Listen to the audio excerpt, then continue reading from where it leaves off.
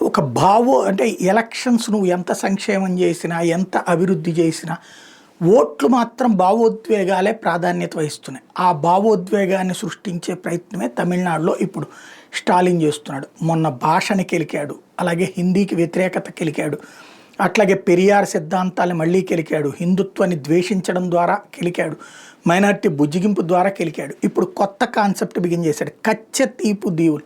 ఇది కరెక్ట్గా ఎలక్షన్స్ అప్పుడు ప్రచారంలోకి వస్తుంది. ఒకప్పుడు కాంగ్రెస్ ప్రభుత్వం అధికారంలో ఉన్నప్పుడు, తమిళనాడులో డిఎంకే ప్రభుత్వం అధికారంలో ఉన్నప్పుడే ఆ దీవుల్ని శ్రీలంకకి రాసి ఇచ్చేసింది. అవి శ్రీలంకకి భారత్కి మధ్యలో ఉండేటువంటి దీవులు ఖాళీగా ఉంటాయి.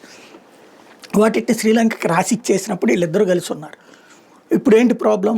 మన వాళ్ళు అక్కడ మత్స్యకారులకి మధ్యలో కాస్త చేపలు పట్టుకున్నాక వండుకోవడానికో, తినటానికో, పడుకోవడానికో, రెస్ట్ తీసుకోవడానికో ఉండే దీవులు.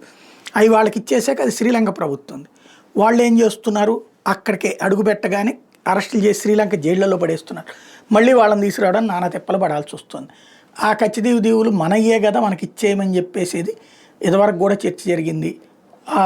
చేతులు కాలేక ఆకులు పట్టుకున్నట్టు ఒకప్పుడు ఆ కచ్చదీవు దీవులు వీళ్ళ నాన్న కరుణానిధి అధికారంలో ఉన్నప్పుడే, కాంగ్రెస్ గవర్నమెంట్ సెంటర్లో ఉన్నప్పుడు వీళ్ళు వాళ్ళు కలిసి ఉన్నప్పుడే ఇచ్చేశారు.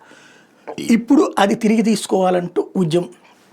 అది స్టాలిన్ యొక్క కాన్సెప్ట్. రాబోయే రోజుల్లో అక్కడ మత్స్యకారుల ఓట్లు గట్టిగా ఉన్నాయి కాబట్టి ఆ విధమైనటువంటి నాటకం బిగిన్ చేశాడు.